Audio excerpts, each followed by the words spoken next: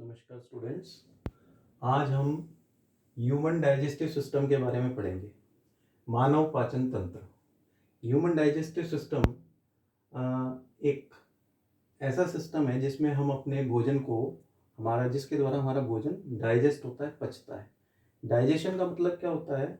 Digestion मतलब जो भी फूड हम लेते हैं, चाहे वो चपाती है, चाहे वो दाल है, चाहे वो फ्रूट्स हैं, वेजिटेबल्स हैं, कुछ भी जो हम खाते हैं वो कॉम्प्लेक्स फॉर्म में होता है, यानी जटिल फॉर्म में होता है, और उसको छोटे छोटे भागों में तोड़ना ही डाइजेशन कहलाता है। उसके बाद में जब वो छोटे छोटे भागों में, सरल भागों में टूट जाता है, तो हमारी बॉडी में उस फूड का एब्जॉर्प्शन होता है। एब्जॉर्प्शन होने के बाद में वो फूड हमारी बॉडी में एब्जॉर्ब होने के बाद में हमारे ब्लड में मिलता है, और जितनी भी हमारी बॉडी के सेल्स हैं वहाँ तक वो फूड पहुँच पाता है, तभी जाके हमारी बॉडी के अंदर एनर्जी, हमारे सेल्स के अंदर एनर्जी प्रोड्यूस हो पाती है। अब देखिए, इस सिस्टम को हम समझते हैं कैसे होता है ये। कि सबसे पहले हमारा मुख है, जिसको मुख गुहा कहते हैं, इंग्लिश में बक्कल कैविटी। सबसे पहले भोजन हम मुख में रखते हैं भोजन, और फूड जो है उसको हम चबाते हैं, दांतों की मदद से चबाते हैं। चबाने का मतलब क्या है? हम अपने फूड को सरल भागों में तोड़ने का पहला चरण क्या है? चबाना। इसीलिए कहते हैं भोजन को अच्छी तरह से चबाना चाहिए, ताकि हम उसको जितना हो सके मुंह के अंदर ही उसको जो है सिंप्लीफाई कर दें, छोटे छोटे भागों में तोड़ दें, सरल कर दें।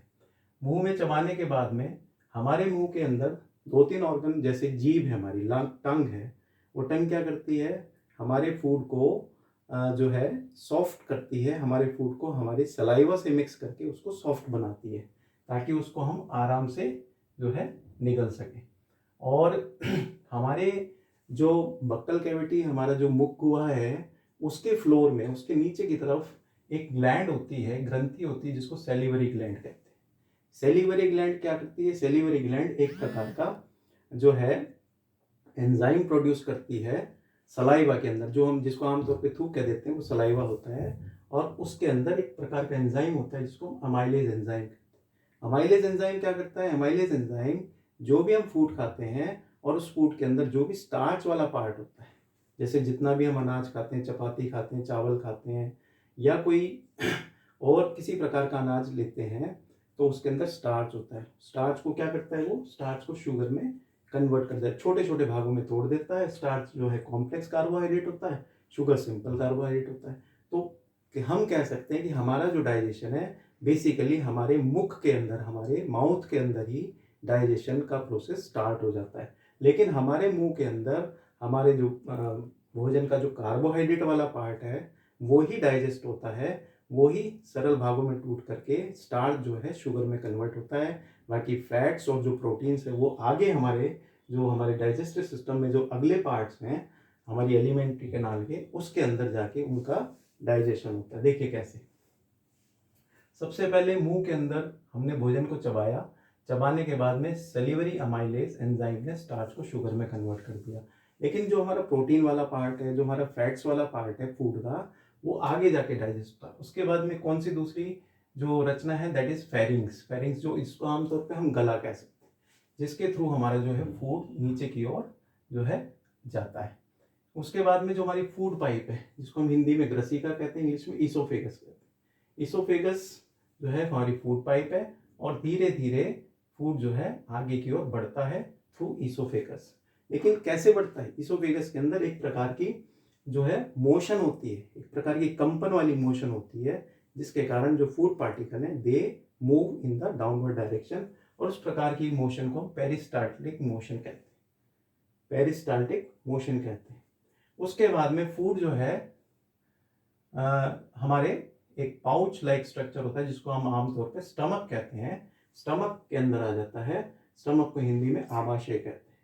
इसमें जैसे ही फूड इसके अंदर आता है, तो क्या होता है? हमारी जो आमाशय की, हमारे स्टमक की जो इनर वॉल्स हैं, वो इनर वॉल्स की जो अंदर जो ग्लैंड्स होती हैं, गैस्ट्रिक ग्लैंड्स होती हैं, वो 3 प्रकार के सब्सटेंसेस रिलीज करती हैं, सीक्रेट करती हैं। जैसे ही फूड इसके अंदर आता है, 3 चीजें सीक्रेट होने लगती हैं। कौन कौन सी 3 चीजें हैं? Number 1 is pepsin enzyme, number 2 is hydrochloric acid, number 3 is mucus. अब तीनों के अलग अलग फंक्शन है। पेप्सिन का क्या फंक्शन है? Pepsin digest the protein part of the food. Pepsin जो है वो प्रोटीन को डाइजेस्ट करने का काम करता है। लेकिन एक कंडीशन है पेप्सिन की कि इस स्टमक के अंदर जो पेप्सिन एंजाइम है वो प्रोटीन को तभी डाइजेस्ट कर पाएगा जब उसको एक एसिडिक मीडियम मिलेगा। कैसा मीडियम मिलेगा? Acidic medium.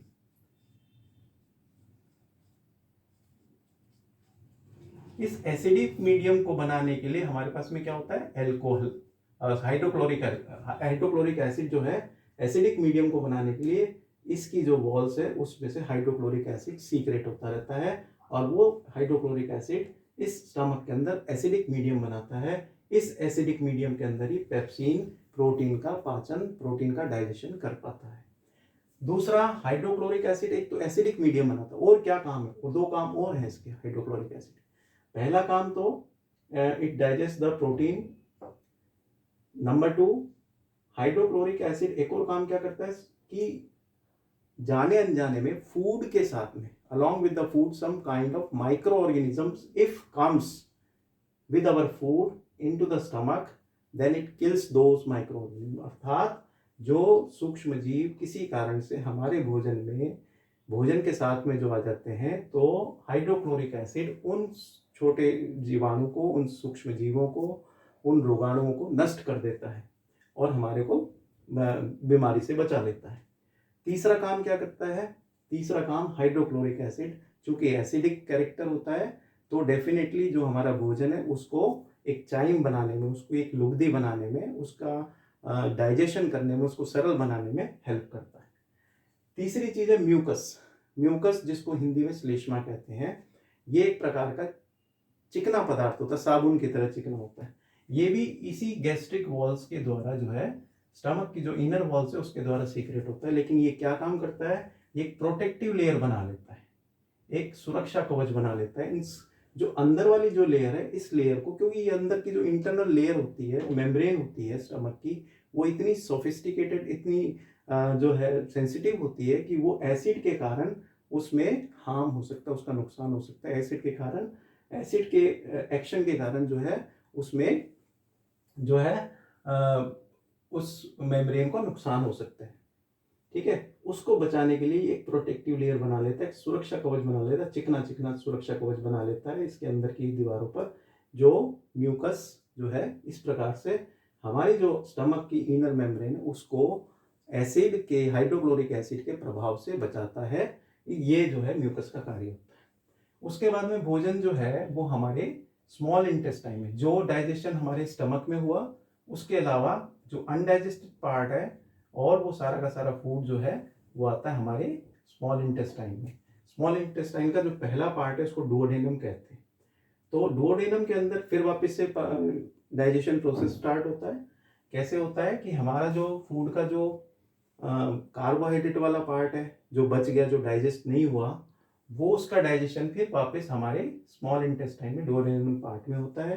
कैसे होता है? ये देखिए, ये जो सी टाइप का ये जो स्ट्रक्चर बना हुआ है, सी टाइप की ये, और इसके साथ में ग्लैंड लगी होती है, ग्रंथि लगी होती है जिसका नाम होता है पेनक्रियाज या अग्नाशय ग्रंथि। ये पेनक्रियाज क्या करती है? ये 3 प्रकार के एंजाइम सीक्रेट करती है। कार्बोहाइड्रेट को पचाने के लिए amylase, pancreatic amylase enzyme secret करती है। वो अमाइलेज फिर वापस से जो कार्बोहाइड्रेट मुंह के अंदर नहीं डाइजेस्ट हो पाया था, वो कार्बोहाइड्रेट यहाँ पे डाइजेस्ट होता है और it converts into glucose. Carbohydrate किस में कन्वर्ट हो जाता है? ग्लूकोज में।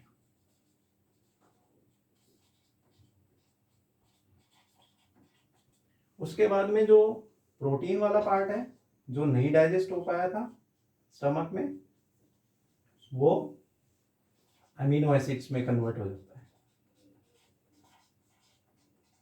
अमीनो एसिड्स, प्रोटीन वाला जो पार्ट है वो अमीनो एसिड। लेकिन यहाँ पे एक और कंडीशन है कि यहाँ का जो प्रोटीन पार्ट है, हमारे फूड का जो प्रोटीन पार्ट है, उसको डाइजेस्ट होने के लिए एंजाइम कौन सा चाहिए होता है? उसको डाइजेस्ट होने के लिए एंजाइम चाहिए होता है trypsin enzyme, TRYPSIN, trypsin enzyme, and which is secreted by again this pancreas. ये पेनक्रियास जो है वो ट्रिप्सिन एंजाइम को सीक्रेट करती है ताकि प्रोटीन को पचाया जा सके।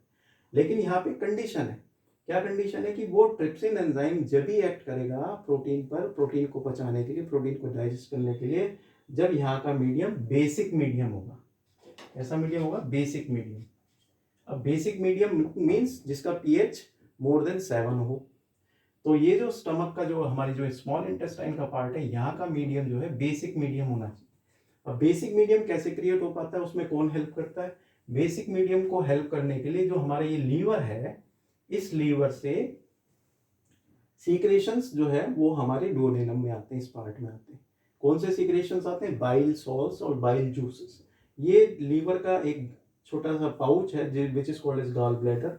इस गॉल ब्लैडर के अंदर बाइल जूसेस जो है स्टोर होते हैं, और वो बाइल जूसेस और बाइल सॉल्ट जो है हमारे इस पार्ट में, स्मॉल इंटेस्टाइन के पार्ट में आते हैं, और वो ही क्या करते हैं? बेसिक मीडियम क्रिएट करते हैं, जिसके कारण ट्रिप्सिन एंजाइम प्रोटीन को अमीनो एसिड्स में डाइजेस्ट कर पाता है। उसी प्रकार से जो हमारे फैट्स होते हैं, जो फैट पार्ट होता है हमारे फूड का, वो फैट पार्ट भी हमारी इसी पार्ट में डाइजेस्ट होता है। कैसे डाइजेस्ट होता है? उसको डाइजेस्ट करने के लिए क्या होते हैं? उसको डाइजेस्ट करने के लिए भी हमारे पेनक्रियाज में जो है लाइपेज एंजाइम होते हैं। लाइपेज एंजाइम क्या करते हैं? फैट्स को फैटी एसिड्स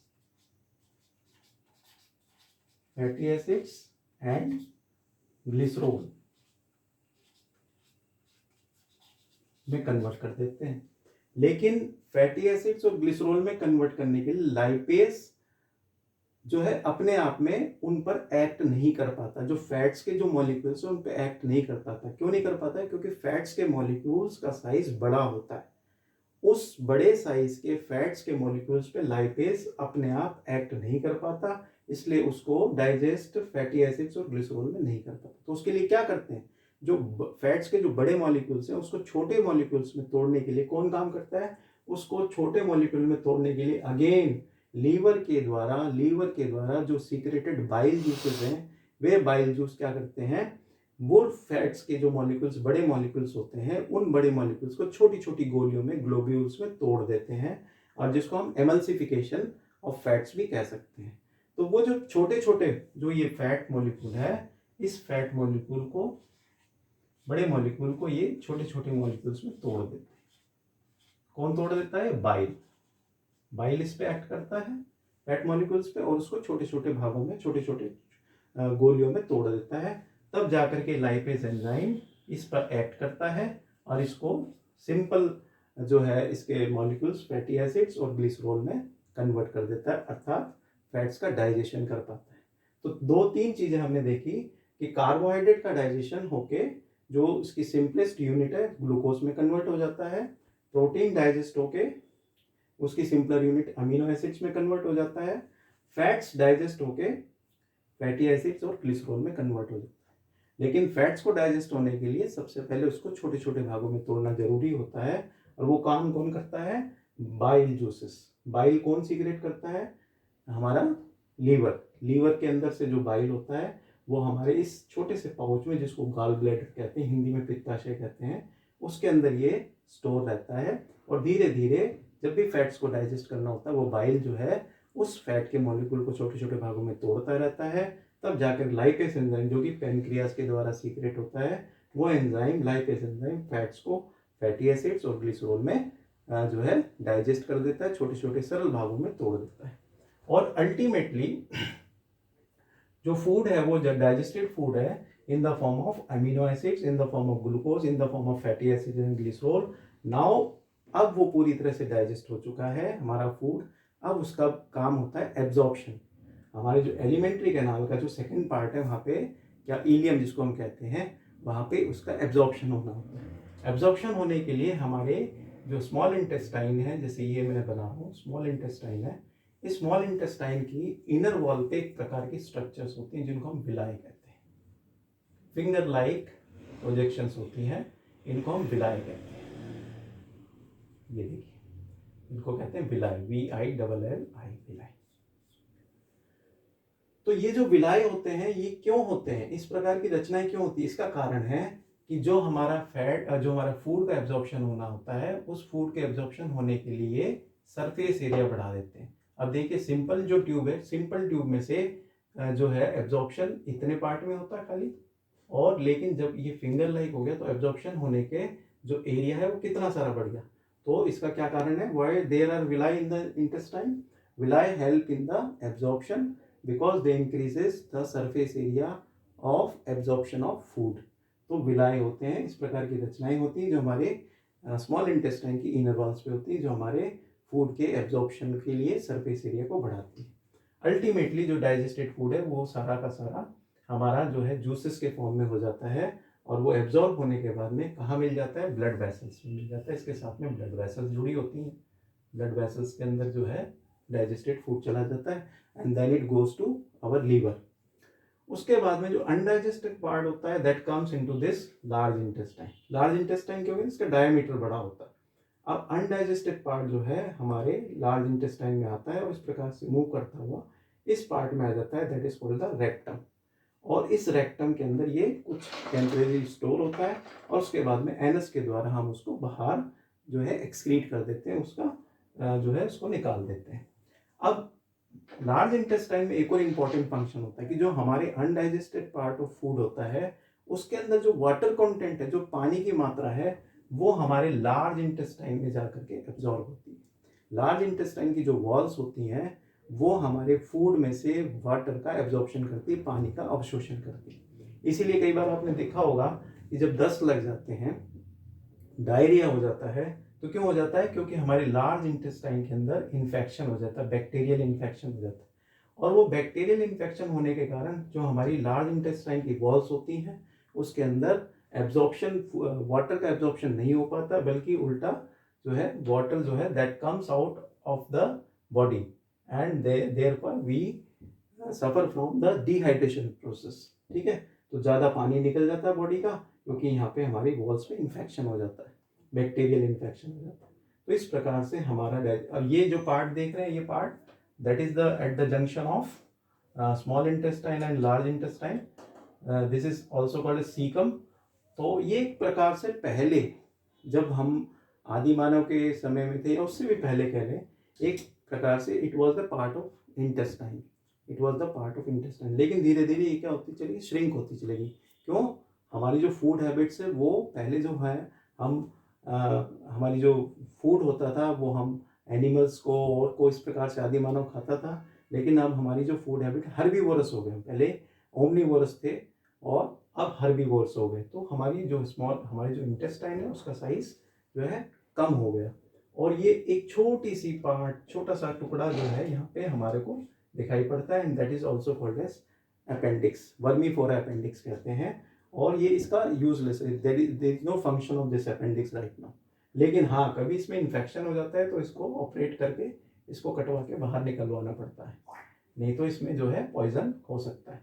तो इस प्रकार से हमारे डाइजेस्टिव सिस्टम में जो है फूड इस प्रकार से डाइजेस्ट होता है, एब्जॉर्प्शन होता है। एब्जॉर्प्शन के बाद में वो फूड हमारी बॉडी के अंदर different parts of the body वो फूड पहुंचाया जाता है, और then we our cells produces the energy, and this is the function of food and the digestive system.